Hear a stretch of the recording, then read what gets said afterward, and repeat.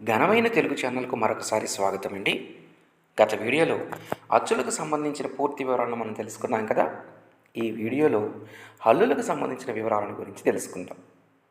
హల్లులకు ప్రాణులు అనే పేరు ఉంటుందని మనం ఇంతకుముందు వీడియోలోనే చెప్పుకున్నాం. అందుకు కారణం తెలుగు భాషకు అచ్చులు ప్రాణాలు. ఆ ప్రాణాలను ఉపయోగించుకొని పలకబడతాయి కాబట్టి హల్లులకు ప్రాణులు అనే పేరు ఉంటుంది. ఈ హల్లులు మొత్తం 37గా చెప్పబడుతున్నాయి.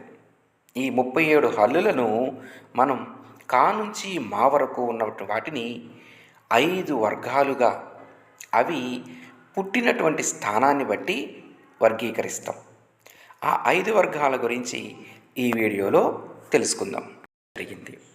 అవన్నీ ఇక్కడ ఇచ్చాను చూడండి. కా నుండి మా వరకు ఉండేటటువంటి అక్షరాలను.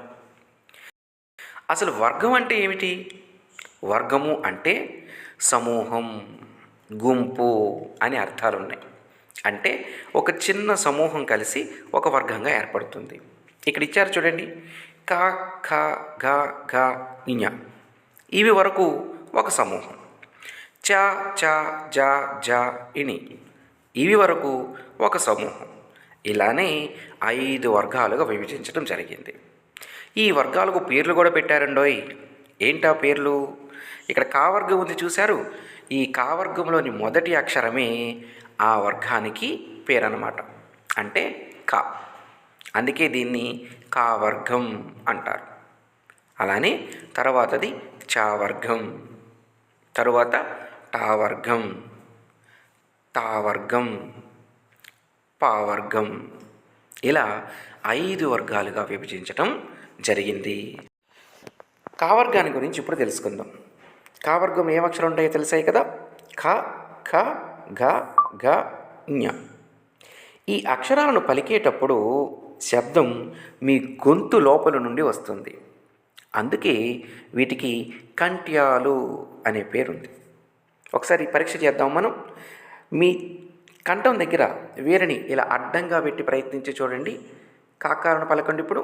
ఖ, ఖ, గ, గ, ఞ.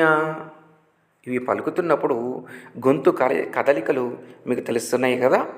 కాబట్టి అక్షరం అంటే ఈ కావర్గంలోని అక్షరం గొంతు నుంచి పుడుతుంది, అంటే కంఠం నుంచి పుడుతుంది. కాబట్టి వీటికి కంఠ్యాలు అనే పేరు పెట్టడం జరిగింది. తరువాతి వర్గం చావర్గం. ఈ అక్షరాలను పలికేటప్పుడు నాలుక పైనున్న దవడ భాగాన్ని అంటే తాలువు భాగాన్ని తాకుతుంది. అందుకే వీటికి తాళవ్యాలు అనే పేరుంది. ఒకసారి అక్షరాలను పలికి చూడండి. చ, చ, జ, జ, ఇని. మన నాలుక చూడండి పైన దవడకు తగులుతున్నది. పైన దవడకు నాలుక తాకటం వలనే అక్షరాలు ఉచ్చరించబడుతున్నాయి. దవడను తాళవ్యము అంటాం మనం. అందుకే చ వర్గానికి తాళవ్యాలు అనే పేరు వచ్చింది. తరువాతి వర్గం టావర్గం. ఈ టావర్గంలోని అక్షరాలను పలికేటప్పుడు నాలుక వెనక్కి తిరిగి పైభాగాన్ని తాకుతోంది.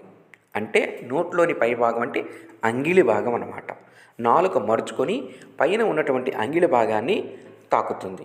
అంగిలి భాగాన్ని మనం మూర్ధన్యం అంటాం.